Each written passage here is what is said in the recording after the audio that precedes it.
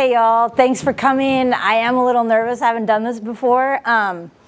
So I wonder, I'm a licensed mental health therapist here in Poulsbo, Washington, and I wonder how it would feel for all of us just to take a deep breath. So I'm gonna count to 3. We can inhale through our nose together. We'll hold it for a second and then we'll exhale. So 1, 2, 3, inhale through your nose. Hold it, exhale. Maybe just check in on your heart rate, on your body. As we step into the issue of corruption, I'm aware that in our country and worldwide, there's a lot of thematic elements that fit under this word corruption. And as I was thinking about it, one of the first things I wanted to do today was just honor the land we're on. We're in Suquamish tribal territory, and Cedar and Salt is the name of my counseling collective that I'm a part of in honor of the Suquamish tribe. So for the cedar trees they built their longhouses out of, and for the salt waters here. So I want to honor them and just acknowledge where we're at today. As we step into this subject of corruption, I think about our hearts, our minds, our bodies, our spirits, and I think about rupture that moves towards repair and resiliency. So there's this guy, Ignacio Martin Barro. He was living in El Salvador, and he was a Jesuit priest and a liberation psychologist. And he said, "The homeostatic vision leads us to distrust everything that is change and disequilibrium, to think badly of all that represents rupture, conflict, and crisis. From this perspective, it becomes hard, more or less implicitly, so kind of under in our subconscious, for the disequilibrium inherent in social struggle not to be interpreted as a form of personal disorder." And then in parentheses he says, "Do we not speak of people who have lost their balance? And then for the conflicts generated by overthrowing the social order not to be considered as pathological." So I take that to mean as a foundation from where I'm coming from, that I don't want to be in a therapeutic practice that just encourages people to accept the status quo or the structural norms. And to address corruption will create disruption. It will create fractures, but those fractures hopefully can be where we tell a truer story and we come together. So I actually have a lot of hope in that. James Baldwin said, "History, as nearly no one seems to know, is not merely something to be read, and it does not refer merely or even principally to the past. On the contrary, the great force of history comes from the fact that we carry it within us, are unconsciously controlled by it in many ways, and history is literally present in all that we do." And so when I think of the theme of corruption, as we just set the stage for stepping in, we all have a story. We all have a place, a culture, ethnicity where we come from, whether it's Irish, German, Chinese. For me, my culture is, my dad's German, and I found out English, Wales. My mom is Mexican, indigenous, and then Filipino, and some other African and some other nationalities. So we all have these places where our stories come from. And inside of those stories, we have a larger story. So if you're Irish, you have a story of immigrating here. And what was that story of immigration? In my case, my dad's family immigrated from they were Germans from Russia, from the Black Sea, the Baltic Sea. And they came over and they settled in North Dakota, and then they took people's land when they came over. So it's not always clean. There's multiple things happening in each of our stories. And then my mom's family, my great-grandfather was killed on the border by Texas Rangers. And my mom's family worked in the fields in California. And my grandma was a nanny for a rich white family in California. And then my grandpa moved up the ladder in the military and eventually worked on space shuttle. So there's stories that come from stories why we arrived here, stories why we stay here. And so I think those are important to note when we talk about corruption, that it's not pointing a finger at one person or the other. It's really recognizing where all our stories land in pieces of the collective larger story. So I like to think of these three aspects to tell a truer story. The idea of plática, which is like heart-to-heart listening. The idea of testimonio, it's sharing and telling and expressing the stories in the presence of a collective strategy for survival. It's resistance and refusal rooted in indigenous traditions and Latin American social movements. And confianza, trust, confidence, and inclusion. So that's kind of where I'm coming from today as I step in here with you all. Corruption is a rupture in the fabric of our society. It's a collective rupture. We think about COVID-19. We just passed through all of that together. And I mean, it was a worldwide phenomenon. So it's a traumatic experience that affects entire people groups, communities, or societies, the size and scope of which shatter the very fabric of the communities impacted. It not only brings distress and negative consequences to individuals, but it also changes the fabric of a community, a sense of life before and a life after the cataclysmic event.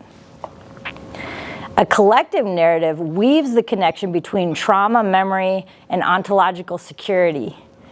Chosen traumas are conceptualized as narratives, emphasizing that walking through blood is necessary on the path to freedom, independence, and group security. So as a group, maybe Poulsbo's one cultural place, maybe you're from Seattle, maybe you're from Ballard, maybe you're from, there's stories of people that live on Finn Hill, which when the Norwegians came and settled here, they sent the Finns up to that hill, literally. The Finns and the Danish folks up on Finn Hill. The road is called that. So there's a story that goes with that. So I think, just to emphasize that again, that we have corruption as part of the fabric of our society. Places where we've been ruptured and already split apart from one another. Here's some of my definitions. Corruption is the process by which you engage your heart, mind, body, and spirit less. You ask less of yourself as a human to know another human. As you engage less of your heart, mind, body, and spirit, then you find yourself open to choices and open to options which really don't align with your core values and faith. I wonder if you can all just take a deep breath.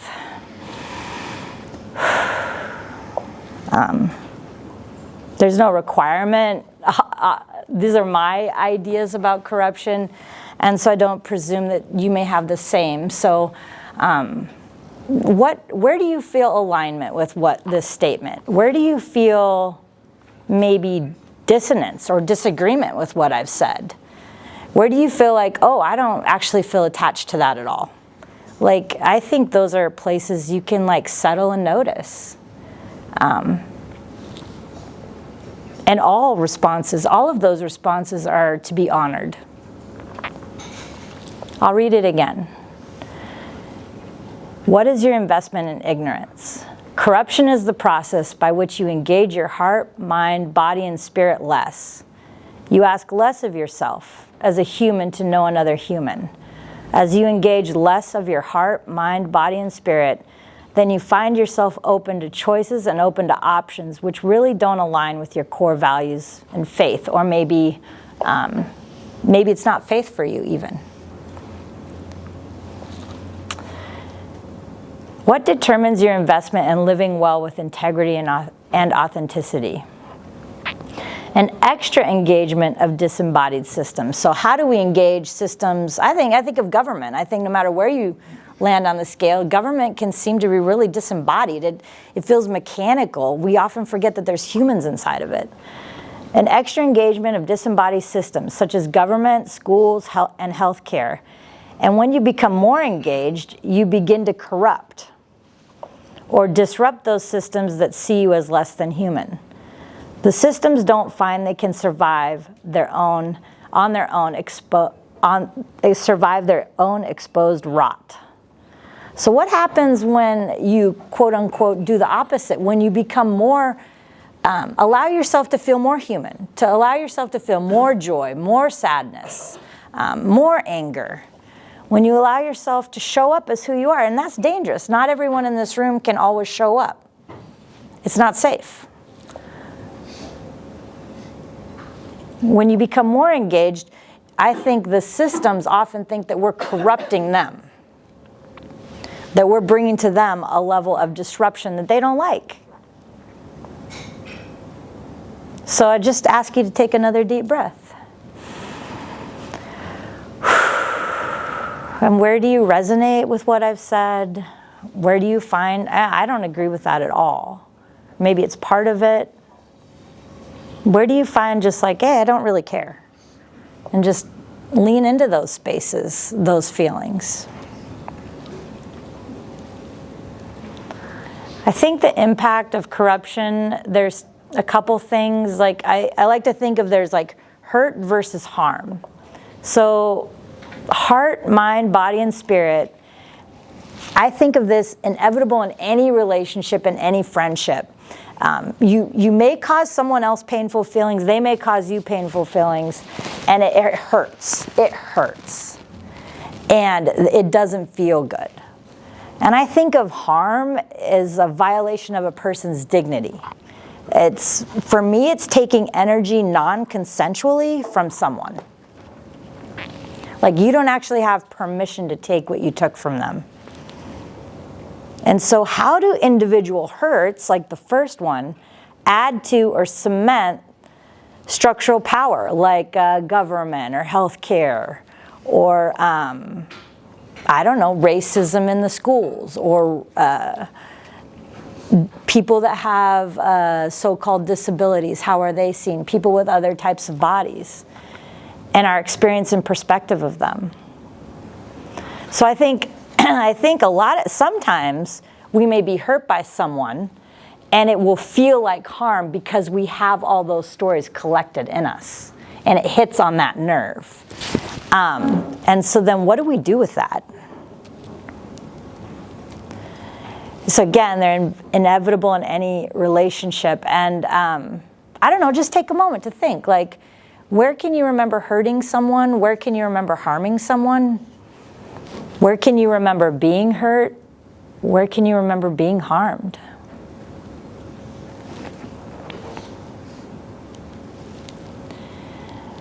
I think of our bodies when I think of this conversation. Our nervous systems and relationships move through moments of coherence and moments of chaos. So there's the moment of like coming in even to vibe here, and we're all kind of mingling randomly. And I don't know if I would call that chaos, but it's not ordered. It's not like you have to talk to this person and this person and this person. And then, but there is the process of finding a seat. Like we're all seated somewhere, or maybe standing in the back. We don't have people randomly standing up in the middle. So there's some order to that. Safe connection allows space for holding these pendulations, and what the YouTube video is just the constant movement of these balls on the string, and not needing to fix or appease, but to allow the emotions and experiences to ride out until coherence is found again. So there's chaos in that. When we walk through emotions, when we walk through spaces and we're more in our bodies, honestly, I don't like to feel bad. I don't know how many of you guys do. But sometimes I actually am more familiar with feeling discontent or angry. And sometimes joy or happiness actually feels uncomfortable. So what do you do when you have those competing feelings, or society's telling you like, hey, you gotta feel good about this, and you're like, oh, I don't feel good about that at all. Even though technically, quote unquote, it is something good, do you allow yourself to kind of move through those emotions and then find balance again? And I think what corruption does is it disrupts our bodies. We become disengaged from our bodies, and then we kind of we have trauma responses, I think, to that. So you might just be frozen, experience being frozen, or you might experience wanting to run away. Or you might experience, like, I don't know if anybody's ever spaced out while they're driving. Like you're driving, you're like, oh, I don't even remember stopping at that stop sign. Did I stop? Like that kind of feeling of being not connected to your body. Oh, I'm gonna go one more. So I think, does anybody know about your vagus nerve? So your vagus nerve, and then so in your gut is actually your second brain. You have neurons in your gut. And so when people say I have a gut feeling, they really do. Your brain is actually your gut brain is sending signals to this brain, and you're reacting and responding. So here's a polyvagal chart, and I could geek out on this a lot. You can kind of see all of the things that go on here. And this is adapted from Ruby Jo Walker, but at the top we have freeze. When you feel threatened, you might feel dissociation or disconnected from your body, numbness, depression. You may not feel pain. Helplessness, shame, shutdown, hopelessness. And even though you might not feel like you're going to die, you might just kind of be frozen in that state. And it might be confusing. And it feels like you can't. In the middle, we have fight. So movement towards or movement away. Rage, anger, irritation, frustration, panic, fear, anxiety, worry, and concern. And this is your sympathetic danger zone for your body. And you're hyper aroused. So imagine heart rate increase. Imagine ready to go. And in the they have this on the bottom here. In some places, social engagement can be in the middle. It's different shaped. But it's calmness, you're connected, you're settled, you're grounded. You have a sense of curiosity. Maybe you have a sense of curiosity right now. Or maybe you're on guard. You're like, what is she going to say about corruption? I don't know why I came. You could have any of these feelings right now. You have access to compassion. You're mindful in the present. So you can kind of see some of the physical aspects of what happens in these different states when your vagus nerve is engaged in different ways. So I don't know if you guys can find, some of us operate in different parts of this system. So trauma decontextualized over time in a family can look like family traits. And trauma decontextualized in a people can look like culture.